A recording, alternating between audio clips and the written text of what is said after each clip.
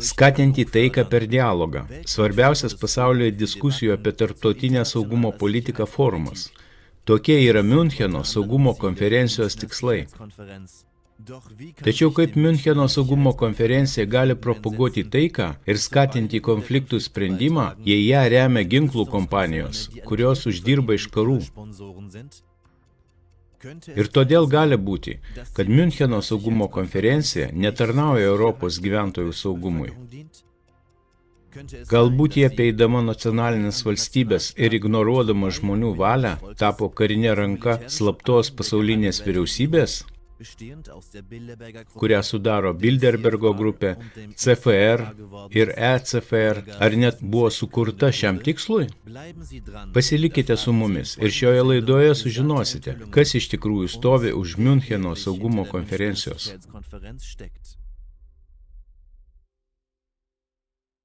Miuncheno saugumo konferencija vyks 2024 metų vasario 16-24 dienomis. Šiais metais jį švęs savo 60-asias metinės. Miuncheno saugumo konferencija buvo įkurta 1963 metais ir kasmet rengiama Miunchene kaip tarptautinė konferencija, kurioje politikai, kariškiai, verslo ir nevyriausybinių organizacijų atstovai be kita ko rengia strateginius debatus apie globalią saugumo situaciją. Prieš klausdami, kokie yra Miuncheno saugumo konferencijos tikslai, norėtume sužinoti, kas yra jos rėmėjai, nes Miuncheno saugumo konferencijos tikslai tiesiogiai priklauso nuo rėmėjų. Kaip sakoma, kas moka, tas ir muziką užsako. Oficialioje Miuncheno saugumo konferencijos interneto svetainėje be kitų išvardyti šie rėmėjai: Atlanto taryba, Atlanto tiltas, Bilo ir Melindos Geitsų fondas, brolių Rockefellerių fondas, analitinis centras, Chatham House, ECFR, kuris reiškia Europos tarptautinių santykių taryba. Džordžo Sorošo atviros visuomenės fondas nebėra įtrauktas į rėmėjų sąrašą, tačiau pastaraisiais metais jis buvo tarp jų. Rėmėjų sąraše taip pat nurodytos gynybos bendrovės, kaip antai Airbus, Rheinmetall, MBDA ir Lockheed Martin. 2022 metais kovo 12 dieną laikraščio Handelsblatt duomenimis Lockheed Martin yra didžiausia pasaulyje ginklų gamybos bendrovė. 2020 metais ši grupė pardavė ginklų už daugiau kaip 58 milijardus dolerių. Nors gynybos bendrovė veikia kaip rėmėja, Miuncheno saugumo konferencija savo tikslus išoriniam pasauliu apibūdina taip. Miuncheno saugumo konferencija yra svarbiausias pasaulyje forumas, kuriame diskutuojama apie tarptautinę saugumo politiką.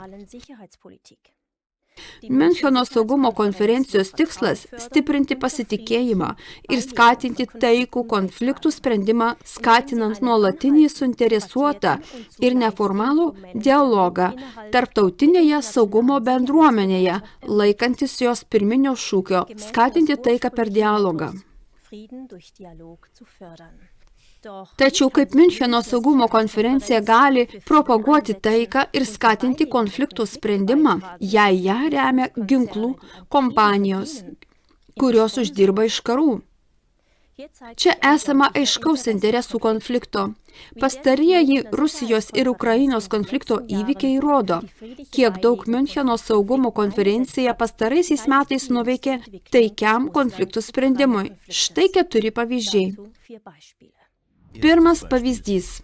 2013-2014 metais prasidėjus Ukrainos konfliktui, tuometinis Miuncheno saugumo konferencijos pirmininkas Wolfgangas Ischingeris 2015 metais pasisakė už JAV delegacijos planus tiekti ginklus Ukrainai. Ischingeris manė, kad tai tikslinga ir svarbu. Antras pavyzdys.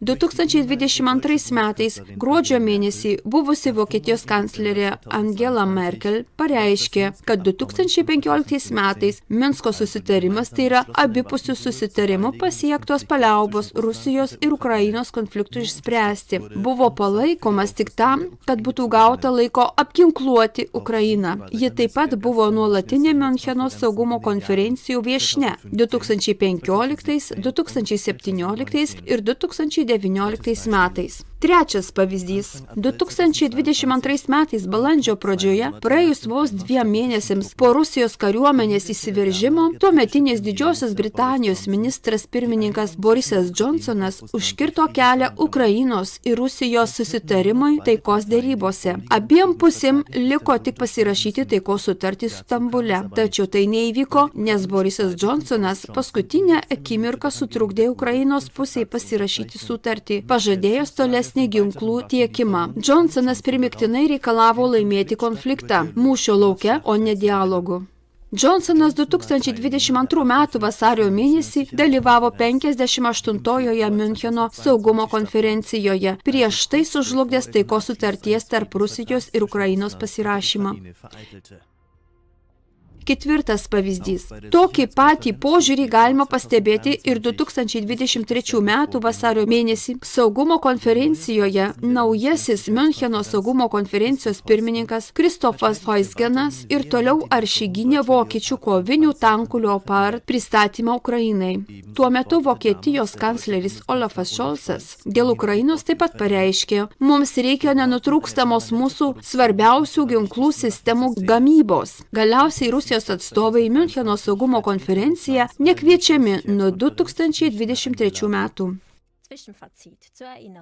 Tarpinė išvada. Priminsiu, kas yra Miuncheno saugumo konferencija.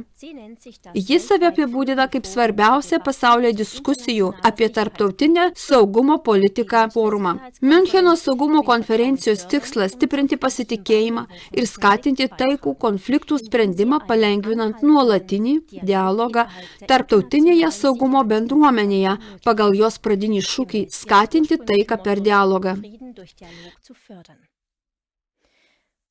Tačiau visi šie 4 pavyzdžiai rodo, kad Miuncheno saugumo konferencija nesistengė taikiai išspręsti Rusijos ir Ukrainos konfliktą atviro dialogo būdu, o priešingai tik tiekia ginklus, trukdo sudaryti susitarimus ir kursto konfliktą.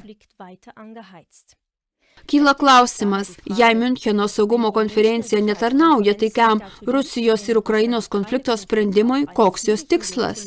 Ir kokie yra tikrieji Miuncheno saugumo konferencijos tikslai, apie kuriuos gyventojai nežino?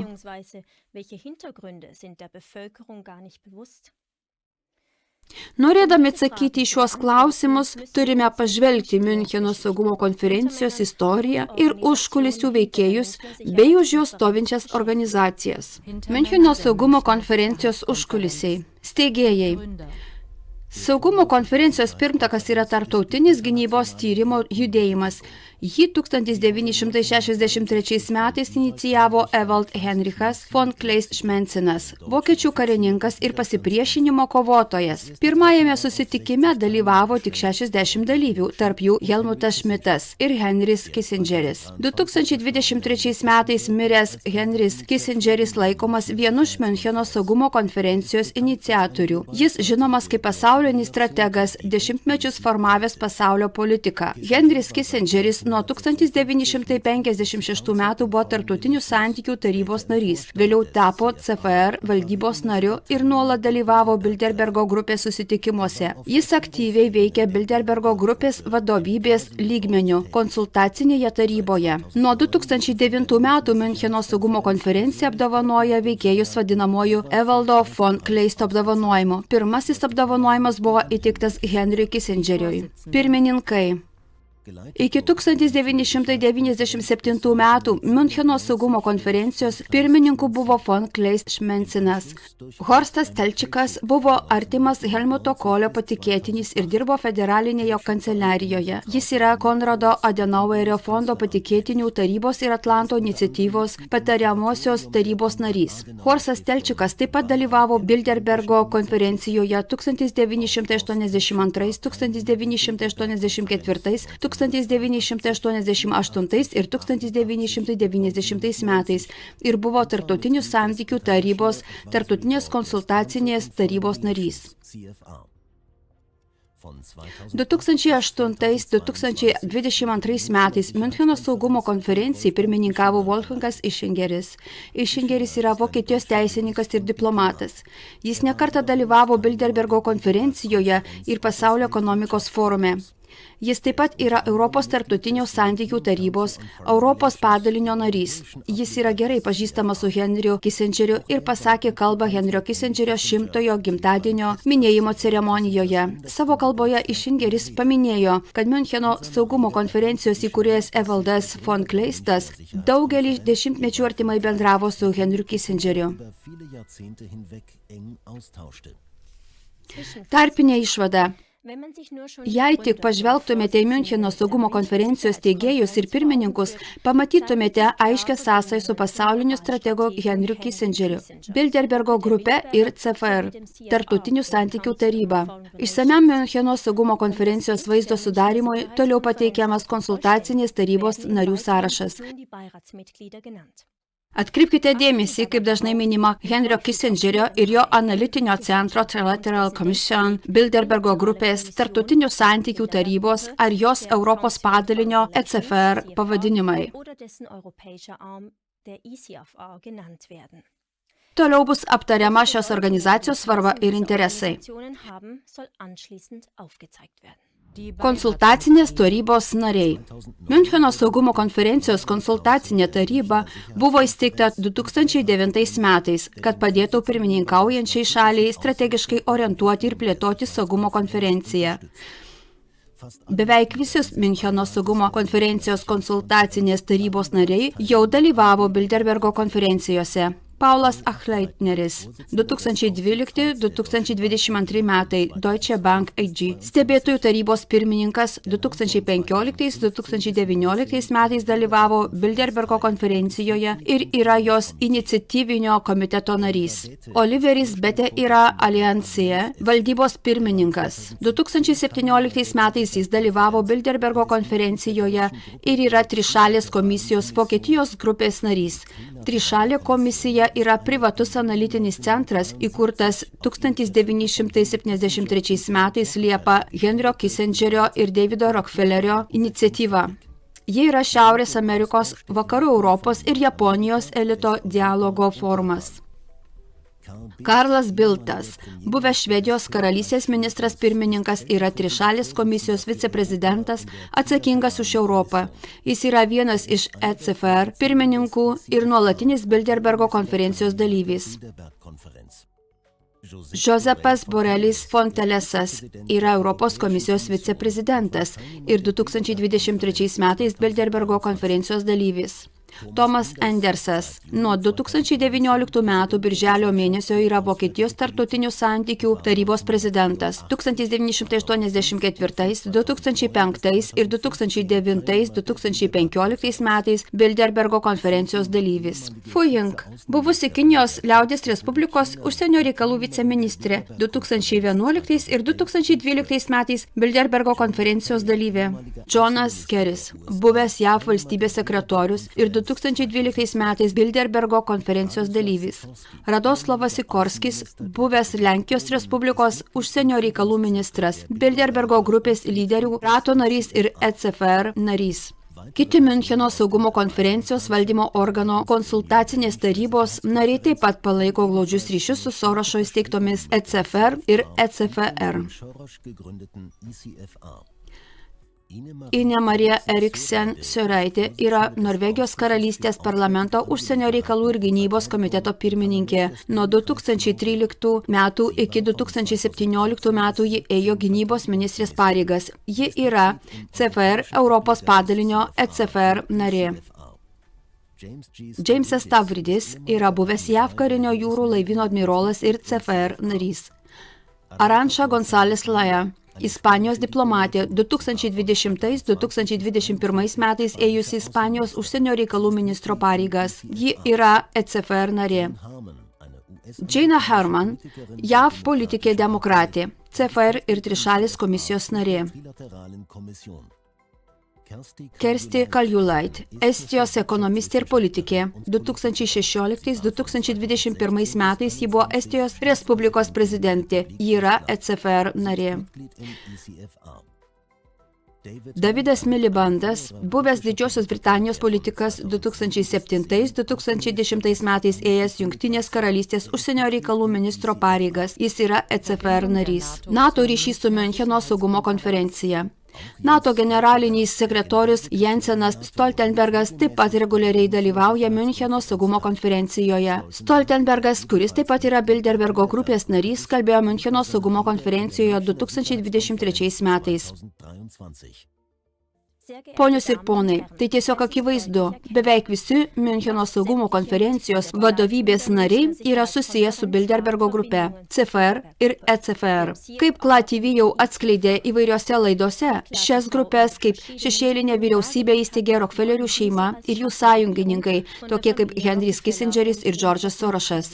Jų tikslas įgyvendinti naująją pasaulio tvarką ir sukurti vieną pasaulinę vyriausybę. Taigi, trumpai apžvelkime šias organizacijas.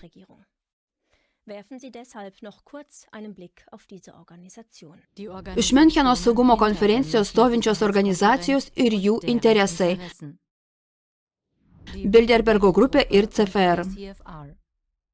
KLA-TV savo laidoje yra išsamei pasakojusi apie Bilderbergo grupę. Ar Bilderbergo grupė yra slapta šešėlinė vyriausybė? Bilderbergo grupė buvo įkurta Davido Rockefellerio iniciatyva. Bilderbergo grupės steigimo strateginis planas buvo parengtas perspektyvių studijų taryboje, trumpiau CFR. CFR yra privatus amerikiečių analitinis centras, įkurtas 1921 metais, kuris yra savotiška šešėlinė Jungtinių valstijų vyriausybė.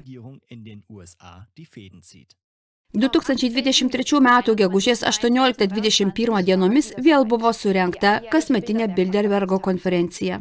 Kiekvienas Bilderbergo konferencijoje dalyvavęs asmuo nuo to momento lieka susijęs su Bilderbergo grupe. Po kiekvienos konferencijos visi esami ir buvę dalyviai gauna susitikimo ataskaitą. Be to, nuo 1963 metų jie gauna aiškinamąjį dokumentą, tai yra Bilderbergo klubo darbotvarkę. Europos tarptautinių santykių taryba. ECFR, Europos CFR padalinį įkūrė ir daugiausiai finansavo Džordžas Sorošas.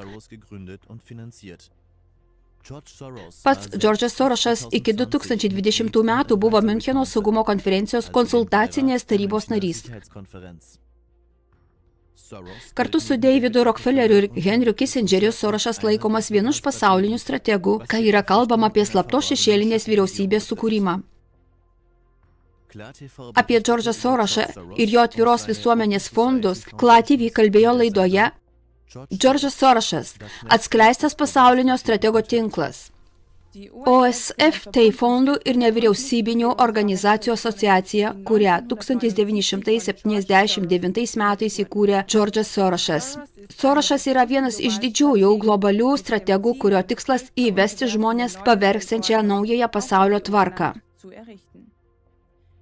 OSF Sorošas naudoja kaip priemonę finansuoti politinę veiklą, kurią siekiama gyvendinti šią NVO.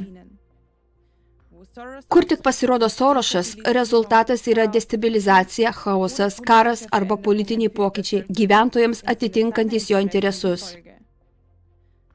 Jo braižą galime atpažinti tiek 2013-2014 metų Euromaidano perversme Ukrainoje, tiek nuo 2015 metų vykstančiame pabėgėlių judėjime. Bet yra ir konkrečių įrodymų, kad Sorošas prisidėjo prie visų spalvotųjų revoliucijų, tai yra vyriausybių nuvertimo per pastarosius 15 metų, nuo Gruzijos iki Venezuelos, iki Arabų pavasario. OSF veikia 120 pasaulio šalių.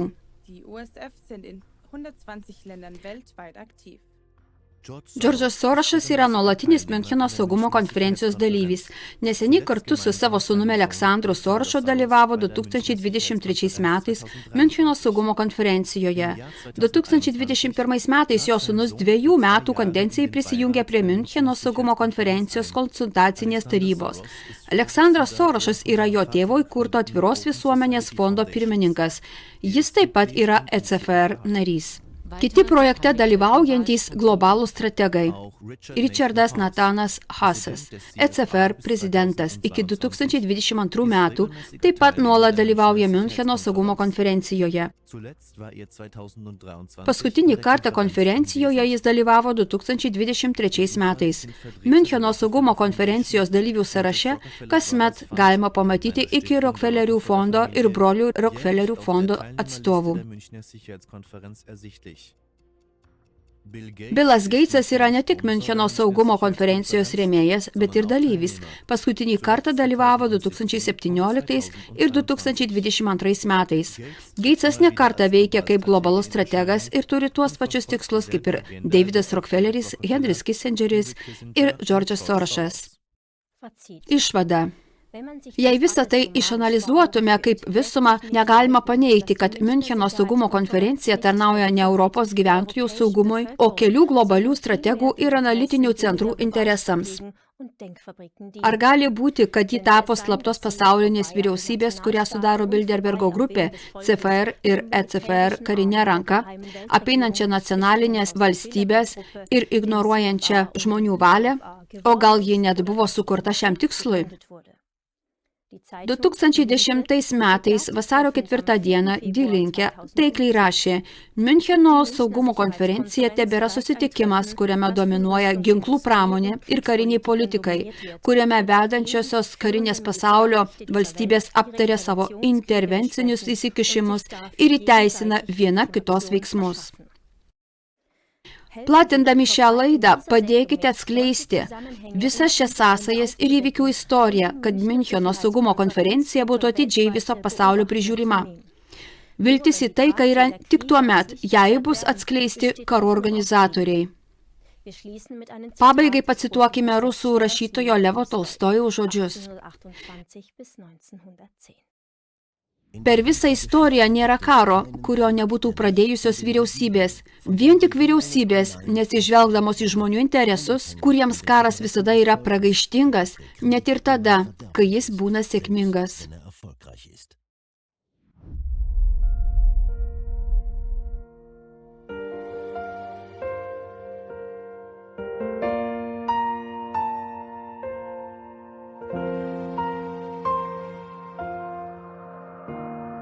Bomben fallen, Menschen sterben. Ich schrei, wann gibt es Frieden auf Erden? Kinder im Kriegsgebiet, weinen stehen sie da, fragen, wann ist dieser Krieg vorbei? Mama, können nicht mehr schlafen in der Nacht, weil Bösewichte spielen mit globaler Macht. Raketen schlagen in den Zimmern ein und du fragst dich, oh mein Gott, wie kann das sein? Ich bin der Friede für diese Welt, selbst wenn eine ganze Armee sich gegen mich stellt. Niemand für dich, die Waffen erheben gegen dich. Oh, bei meinem Leben, ich bin der Friede für diese Welt, selbst wenn eine ganze Armee sich gegen mich stellt, denn du bist ja ich und Gott gibt in dir, dein Leben ist mein Leben, Gott auch in mir.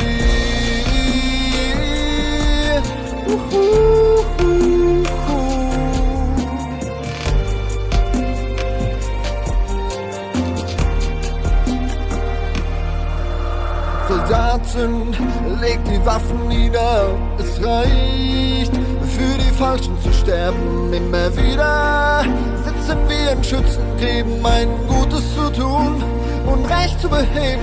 Wie viel tote Kameraden noch?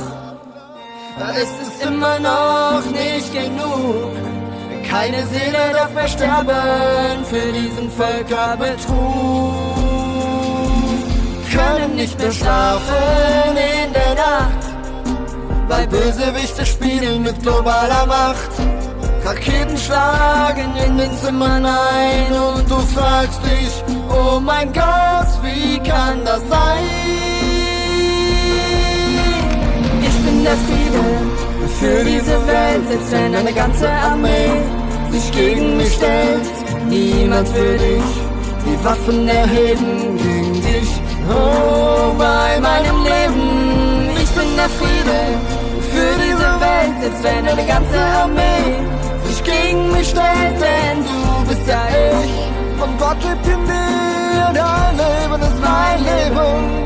Gott auch in mir. Weißt du, ich greif nicht zu den Waffen, denn im Alltag gilt es Frieden zu schaffen. Die größte Liebe ist, deine Freunde zu lieben, zu Hause trainieren, über Spaltung zu siegen, bis wir wieder schlafen können in der Nacht, und Bösewichte verspielt haben ihre Macht und Kinder wieder lachend auf die Straße gehen. Mein Gott, dieses Leben werde ich noch sehen.